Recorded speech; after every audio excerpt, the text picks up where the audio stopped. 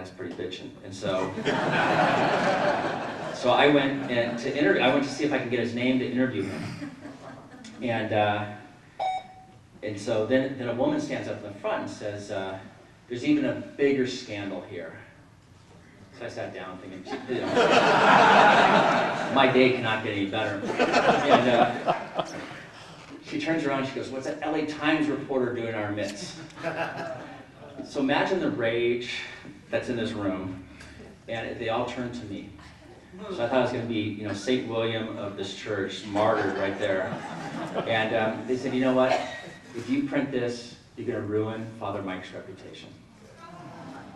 I said, "Well, you know," I said, "You know what? When he molested the kid, that kind of took care of it." And then they said, "You know what? You don't know him. He's done our baptisms, our marriages, our funerals. We've, you know, looked into his soul. There's no way he could have done this more than one time." I said, "I've been doing this story for a long time, and I can guarantee you tomorrow, the one thing victims don't like is when people say it's only happened one time and it also happened to them, and I'll get a call. That will never happen. No way, you don't know Father Mike." So of course, so I drove home. I'm like, I can't be a Catholic. I mean, you know, you got the corrupt hierarchy, you've got the laity that is such a denial. I mean, child molestation, this is how powerful religion is. It's the worst crime outside of murder that you have in our society, and they're willing to name it. These godly people are willing to name their parish hall after this admitted, he admitted it. He's admitted child molester. That's the suspension of belief that you level. And so I didn't go in the church. And the next day, of course, I got a call from a kid. He was an adult now, but he had spent the whole day on the phone with his childhood buddies who were altar boys. And they hadn't talked in 20 years. And every single one of them had been molested by this guy. So I started to think, I didn't want to go to church. And I thought, I made all these excuses why I wasn't going to church. You know, I worked on church matters, you know, 40, 50 hours a week. I was tired, I was this, I was that. And I didn't admit that I just didn't want to go to church. And in fact, I'd lost my faith, but I couldn't admit that. So I tried to make all these different excuses. And the good thing about the Catholic scandal was it established myself as a nationally known investigative journalist about religion. And thank God for my career, there's no shortage of scandal and hypocrisy within religious circles. And so I got all the best stories.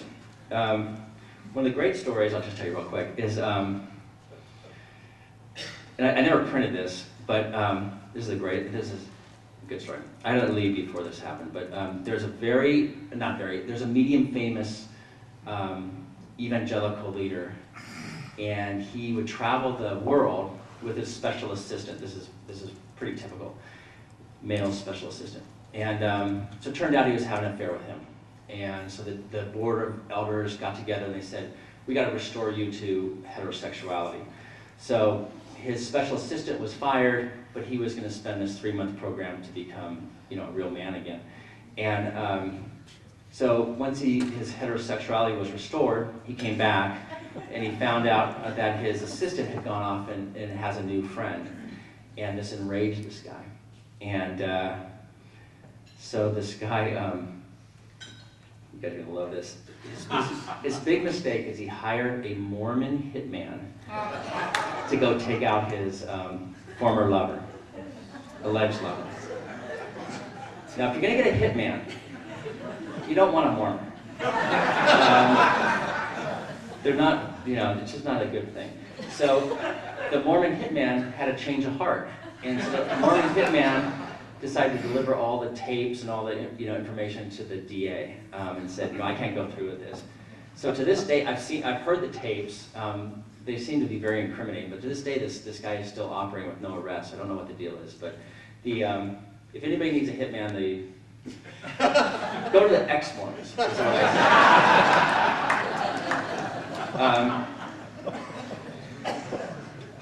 So, as I was losing my faith, and I didn't think I was losing my faith, I thought I was a bad person. You know, I was in a spiritual desert. I wasn't doing enough. I read all the Dark Nights of the Soul books. I read everything I could do. I doubled down on everything: prayer, Bible study, my small group. Started to think about going to retreats, pilgrimages, everything, because for me, my whole life was centered around Christianity. And to lose it was just unthinkable. So I didn't even think I was losing. I just thought, okay, I'm screwing up somehow. And Satan, I thought a lot about Satan was invading my life.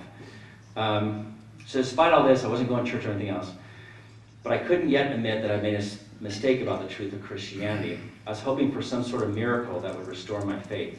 Being an atheist in America, or even within my own family, was appalling to me. About 98% of Americans say they believe in God. I wasn't anxious to be part of a 2% minority, especially knowing the passions, the majority.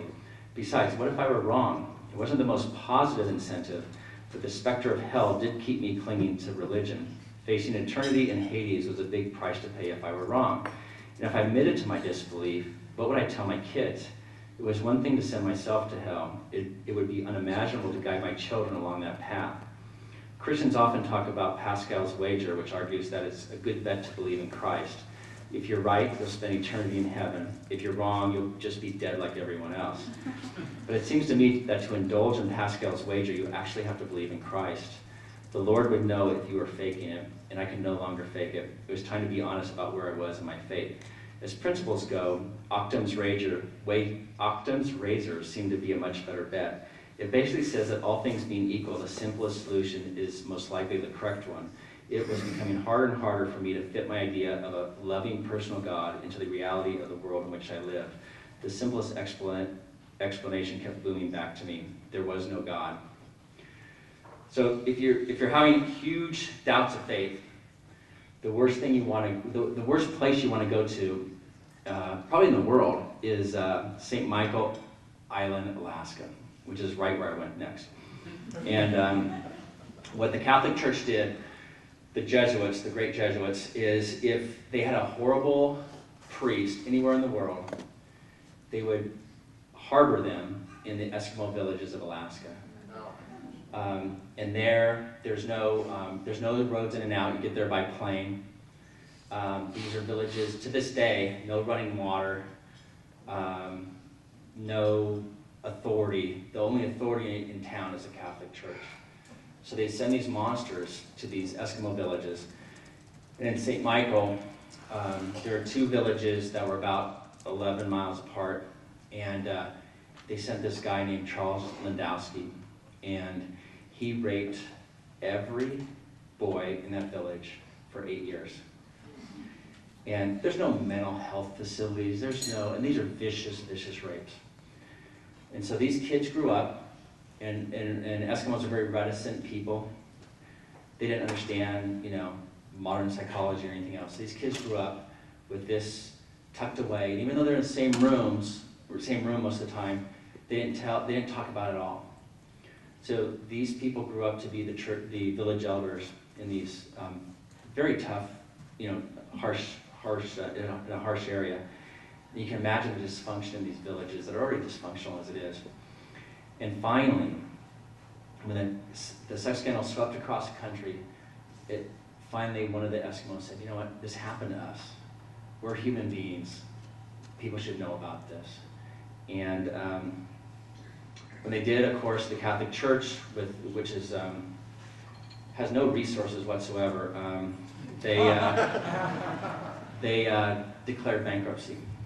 So they couldn't pay these kids. They're adults now. And to go up there, it's probably, for me, it was like hell on earth to go up there and see what was happening up there. But there was one guy named Packy, and he kept his faith, and he was like my last, knot on the rope to hold on to my faith. And I'll read you about Packy.